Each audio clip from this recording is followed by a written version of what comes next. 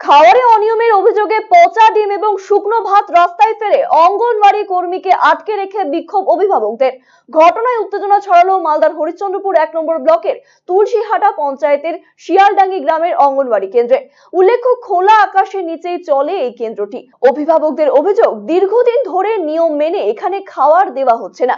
বেশিরভাগ দিন দেওয়া হয় শুকনো ভাত আর পচা ডিম। খিচুড়ি বা সবজি দেওয়া হলেও তা নিম্নমানের। অঙ্গনওয়াড়ি কর্মী আকলিমা খাতুনকে অভিযোগ করলেও তিনি কর্ণপাত করেন না, উল্টো অভিভাবকদের সঙ্গে দুর্ব্যবহার করেন।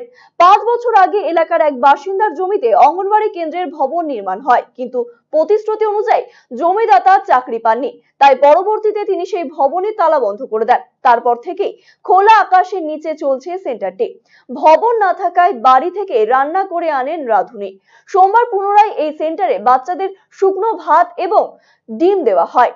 প্রদত্ত ডিমও পচা। এরপরেই কর্মী আকলিমা খাতুনকে ঘিরে ধরে বিক্ষোভ দেখান অভিভাবকেরা। পরের রাস্তায় শুকনো ভাত এবং ডিম ফেলে চলতে থাকে বিক্ষোভ।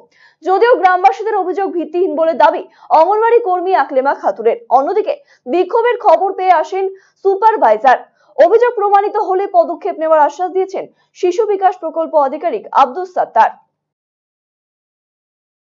সপ্তাহে 2 দিন দিচ্ছে, আর বাচ্চাটা মাঠে ঘাটে খেলতে গেলে দিচ্ছে না। ও বাচ্চাটাকে দেখবে তারপরে দিবে।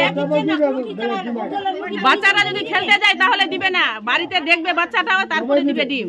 তো এই আর শুধু 3 দিন দিচ্ছে সপ্তাহে, সব দিন দিচ্ছে না।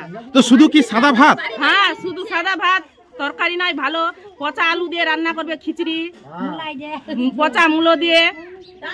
এখানে না বাড়ি থেকে রান্না করে আনছে, দিচ্ছে না, খরচা দিচ্ছে না। যে জ্বালানি দিবে ওকে খরচা দিচ্ছে না, কেমনি দিবে জ্বালানি? হ্যাঁ, ভালো না, খেতেই চাইছে না, মুখে দিতে চাইছে না বাচ্চাগুলো। তরকারিটা করে নিই, গ্যাসে রান্না করছে তো অত ই করলো, দেরি আছে। হ্যাঁ, ডিম দিই, গোটা ডিম দিই।